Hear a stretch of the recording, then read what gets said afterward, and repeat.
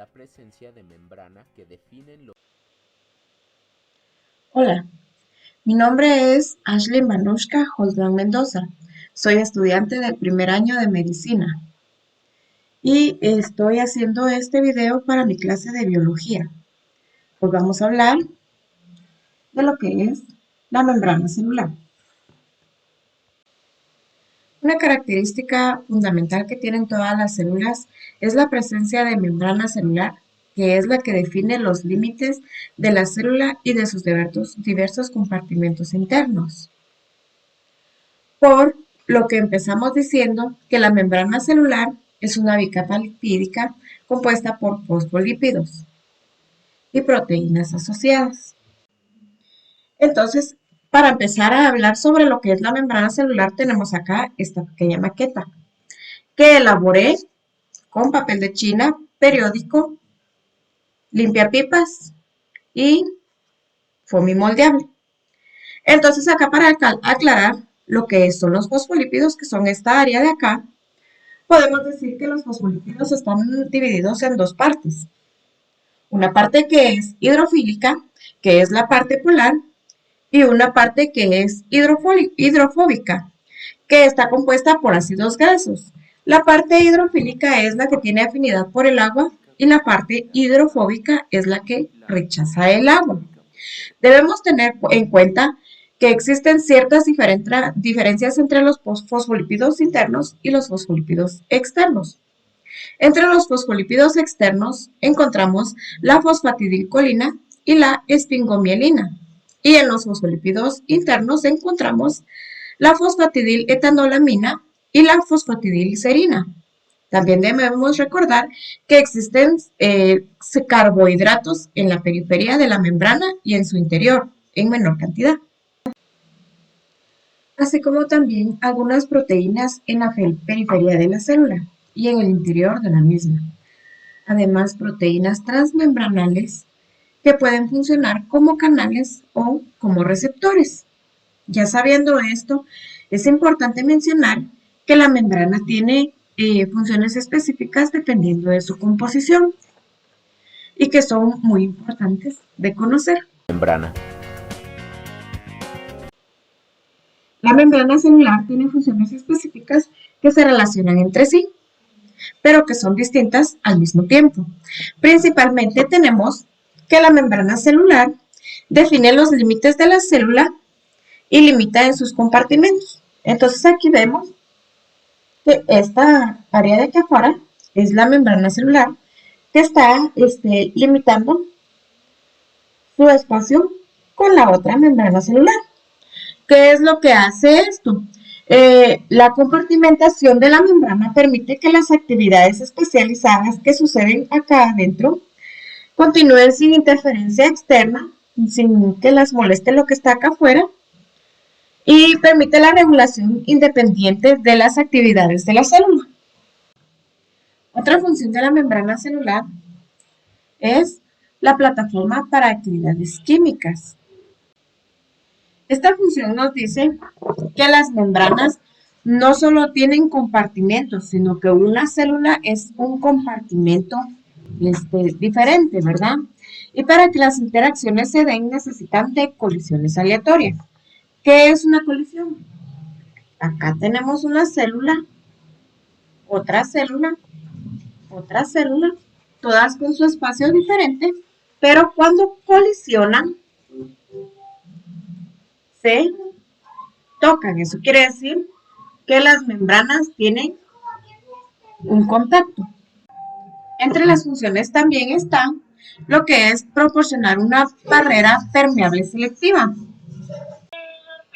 Aquí podemos decir que las membranas evitan el intercambio irrestricto de moléculas de un lado a otro, aunque también al mismo tiempo ellos proporcionan el medio de comunicación entre los compartimentos. Así que podemos decir que como las barreras de los antiguos imperios, algunas partes se construían de manera especial, usualmente para construir puertas. En la membrana celular ocurre algo similar. Algunos fosfolípidos dentro de la membrana celular están mucho más unidos y y los ácidos grasos de esas partes están más saturados. Además, hay una mayor concentración de colesterol y esta barrera se forma para una entrada especial. Y la entrada es una proteína que funciona como receptor. Y un receptor es una macromolécula, usualmente una proteína, a la cual se le une una molécula específica, como por ejemplo una hormona. Media vez la molécula se une a un receptor, esto desencadena una respuesta bioquímica modificando el funcionamiento intracelular. Otra función que tiene la membrana celular es la respuesta a estímulos externos. La respuesta de una célula a estímulos externos es un proceso conocido como transducción de señales. Y las membranas poseen receptores que se combinan con moléculas específicas y estas son los ligandos o responden a otros tipos de estímulos. Diferentes tipos de células tienen diferentes receptores y por lo tanto son capaces de reconocer y responder a diferentes estímulos ambientales. También podemos mencionar que las respuestas tienen una clasificación dependiendo al estímulo y son las siguientes. La respuesta estática, es decir, sin que indique un movimiento de la célula. También tenemos una respuesta dinámica. Esta se da cuando las células se mueven. La respuesta positiva es cuando la célula se acerca al estímulo y la respuesta negativa es cuando la célula se aleja del estímulo. También es importante mencionar aquí que la respuesta celular puede suponer la producción de anticuerpos como defensa. Y es aquí donde se crea el sistema inmunitario, que es el que se encarga de distinguir las células sanas de las células patógenas y así llega al fin de destruir las células patógenas que son las que están dañando y esto lo hace con fines defensivos. Siguiendo con las funciones, encontramos que la membrana celular también tiene como función el transporte de solutos. Esta función es la que contiene la maquinaria para transformar físicamente sustancias de un lado a otro lado de la membrana. A menudo desde un lado donde el soluto se encuentra en menor concentración a un lugar en donde el soluto se encuentra en una concentración mayor. También tenemos como función lo que es la interacción intercelular. Y esta función es la que nos dice que la membrana plasmática permite a las células reconocerse y señalizarse entre sí y adherirse cuando sea necesario o cuando sea apropiado. En los organismos pluricelulares, tanto vegetales como animales, las células que forman tejidos se encuentran en contacto unas con otras. Se unen entre sí mediante modificaciones en sus membranas celulares. También como función tenemos la transformación de energía. La transformación de energía es una de las cosas esenciales y más alucinantes que hacen las células. Es la manera de realizar el intercambio energético para hacer todo aquello que debe ocurrir y que necesita energía. La transformación de energía más básica ocurre durante la fotosíntesis, cuando los pigmentos unidos a la membrana absorben la energía del sol. Pero en los humanos sucede cuando nos alimentamos. Esto hace que las células de nuestro organismo tengan energía suficiente para realizar sus funciones. Es importante mencionar que la molécula llamada ATP o adenosintrifosfato es el principal transportador de energías en los seres vivos. La célula degrada los carbohidratos que ingerimos al comer y almacena una parte de su energía potencial en estos ATPs. Existen dos etapas para liberar toda la energía que son la glucólisis y la respiración. Y decimos que durante la glucólisis y la respiración se generan 38 moléculas de ATP por cada molécula de glucosa que se degradan. Si hacemos una comparación económica, entonces podemos decir que las células venden por cada molécula de glucosa que se degrada 38 ATPs que utilizan para pagar lo que es el trabajo del resto del equipo o en este caso el organismo. Estructura de la membrana. Al igual que en los modelos atómicos, existieron también modelos que proponían la composición, estructura y el funcionamiento de la membrana, que con el paso del tiempo fue evolucionando según el descubrimiento hasta definir realmente la complejidad de la membrana. En 1890, Charles Overton definió la naturaleza lipídica de la membrana.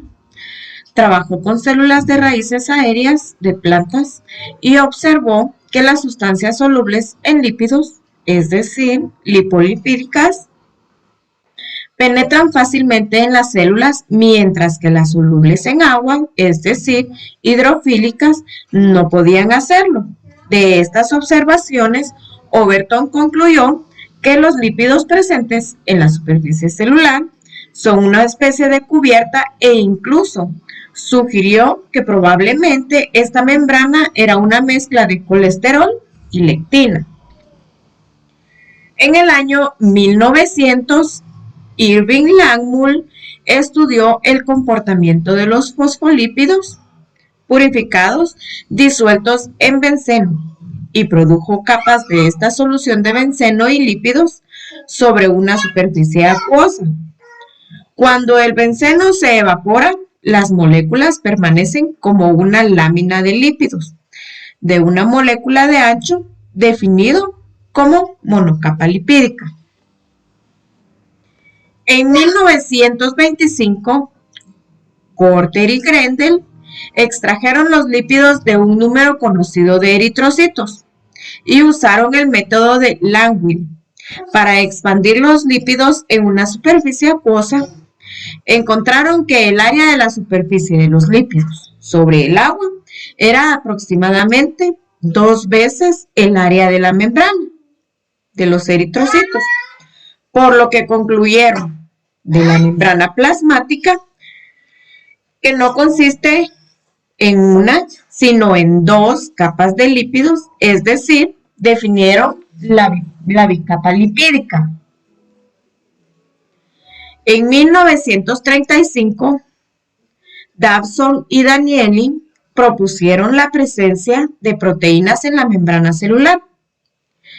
Ellos propinan que la membrana estaba cubierta por estas proteínas. Sin embargo, después se comprobó que no estaban por encima, sino que eran transmembranales y eran del tipo hidrofílicas, siendo estas permeables para poder ayudar al transporte de iones y sustancias hidrofílicas. En 1960, Robertson definió la unidad de la membrana como un conjunto de proteínas transmembranales en una bicapa lipídica que contenía zonas hidrofílicas que estaban en los extremos de cada capa y una zona hidrofóbica. Estos estaban en la parte interna de la membrana. En 1972, Singer y Nicholson definieron el primer modelo de mosaico de la membrana, es decir, la membrana es fluida debido a la composición de una bicapa lipídica y las proteínas que permiten un movimiento de la membrana y al mismo tiempo esa rigidez que le permite asegurar su composición interna. La composición específica de los lípidos y su estructura permiten a la membrana poder tener flexibilidad, mientras que la polaridad y fuerza de atracción entre las proteínas y fosfolípidos Las proteínas, fosfolípidos y esteroles son capaces de mantener la unidad de las moléculas. En 1975, Unwin y Henderson pudieron descubrir la estructura de la mayoría de las proteínas transmembranales a partir de los estudios con la bacteriodosina, con la cual establecieron que las proteínas eran una única cadena peptídica que se pliega a través de la membrana hasta 7 veces. Así como también definir que hay proteínas en forma de hélice que atraviesan la membrana, y estas dos conformaciones principales son las que permiten el paso de sustancias, ya sea afuera hacia adentro. Para continuar con lo que es la membrana celular, vamos a hablar ahora de lo que es la estructura en sí. Entonces, yo usé como base la imagen que ustedes acaban de ver. Entonces, yo tengo acá mi maqueta de la membrana celular. Les voy a decir cuáles son las partes de esta maqueta.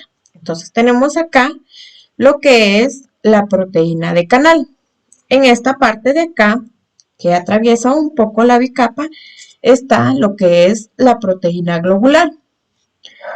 Acá esta cosita verde que tiene sus colitas para acá es un glucolípido. Este amarillo que está acá es lo que yo tengo como colesterol. También acá, en esta parte de acá, tengo las glicoproteínas. Acá este rosadito de acá lo puse yo y es una proteína periférica. Esta que atraviesa las dos bicapas es una proteína integral. Esta que está acá, que solo está sobre la superficie, es una superficie de proteína. Este espacio que tengo acá es una proteína integral de estas que son proteínas en alfa hélice. Acá arriba está la proteína globular, la glicoproteína, y hasta acá, que es esto blanquito que tengo acá, la puse acá, pero solo para demostrar estas partes de acá que son los carbohidratos. Entonces, acá vemos estas bolitas rojas que puse yo acá, son las cabezas de los fosfolípidos, y esto de acá son la parte de adentro del fosfolípido, que estas cabecitas son las partes hidrofólicas y estas son las partes hidrofóbicas.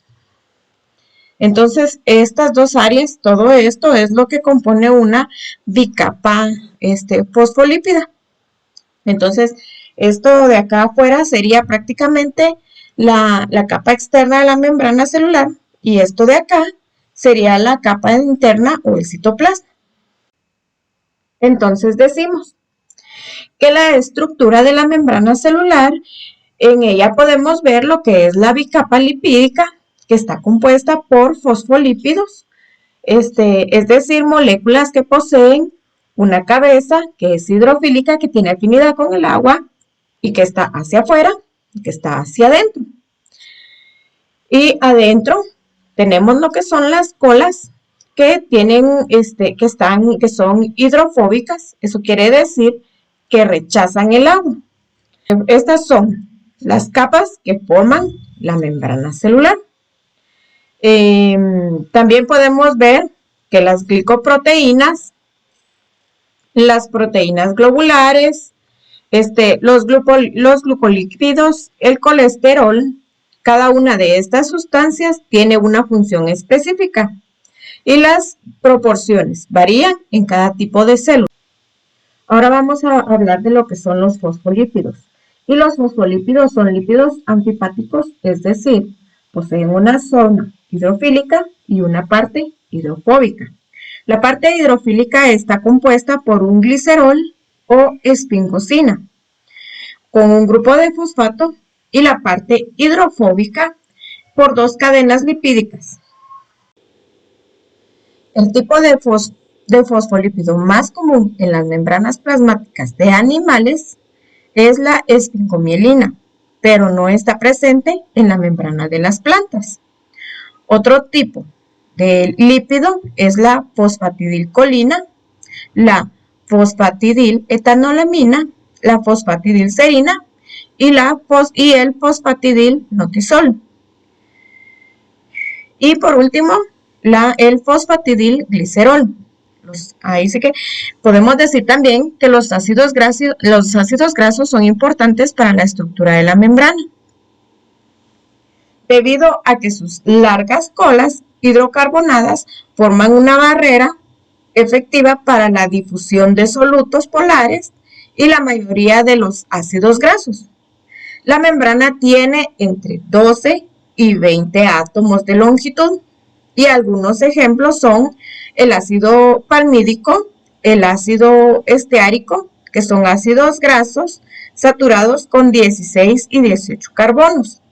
También tenemos el ácido oleico y el linoleico. Son ácidos grasos insaturados con 1 y 2 enlaces respectivamente. También tenemos lo que es el ácido araquidónico, que tiene 4 dobles enlaces. Todos estos ácidos tienen configuración cis, provocando una torsión brusca en el rizo de cadena hidrocarbonada de cada doble enlace. Esto produce un efecto de tuidez de la membrana, ya que no encajan a la perfección con las demás cadenas lipídicas.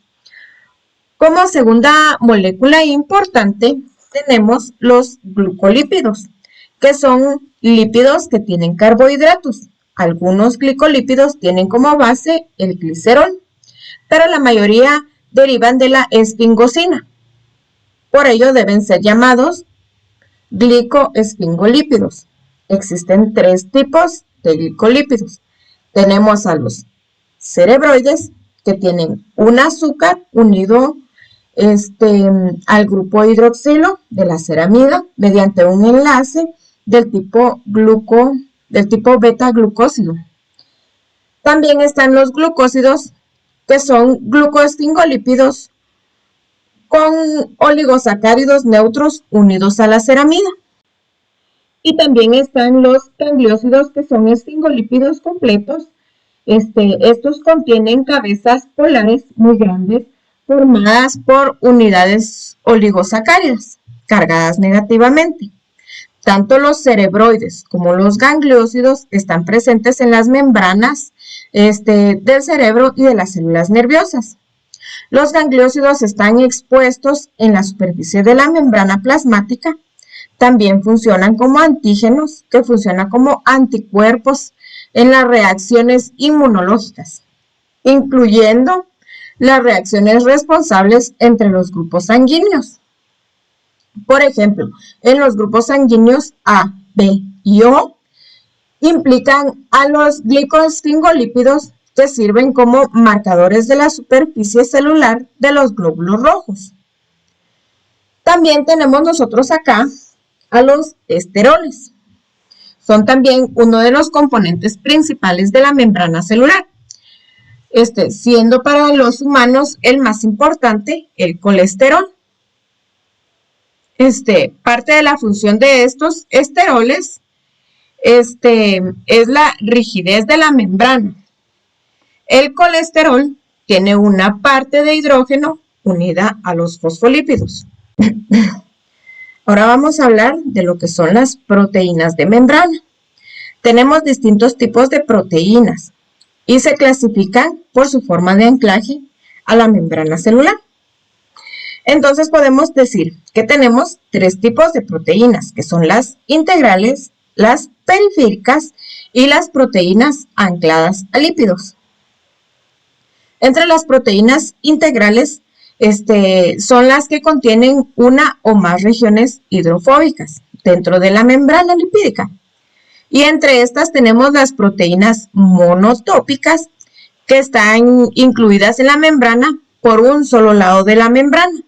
Y las proteínas transmembranales, que son las que cruzan la capa lipídica más de una vez.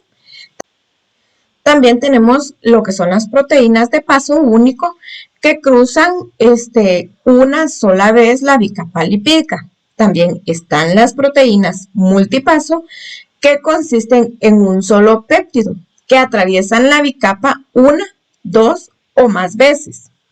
La bicapa lipídica, y tenemos por último, ¿verdad?, de esta clasificación de proteínas periféricas, lo que son las proteínas multisubunidad. Estos son varios polipéptidos asociados entre sí. Las proteínas periféricas son proteínas hidrofílicas como para penetrar en la membrana. Están ancladas a la membrana por uniones electrostáticas y puentes de hidrógeno, que las fijan a proteínas de membranas adyacentes o a grupos de la cabeza de fosfolípidos.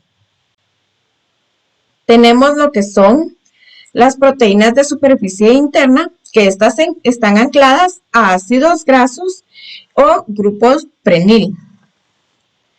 Tenemos también a las proteínas de superficie externa, que el lípido de anclaje acá en el área de afuera habitualmente son los GPI, que son los glicosil fosfatidil inositol. Y por último tenemos lo que son las proteínas ancladas a lípidos, que se localizan fuera de la bicapa, ya sea en la superficie extracelular, que es esta área de acá arriba, o en la superficie intracelular o citoplasmática, pero unidas de forma covalente a una molécula de lípido que se encuentra en la bicapa. Y con esta pequeña explicación de lo que son las funciones y la estructura de la bicapa, yo termino mi video. Le agradezco mucho por la atención que puso y espero que tenga un buen día.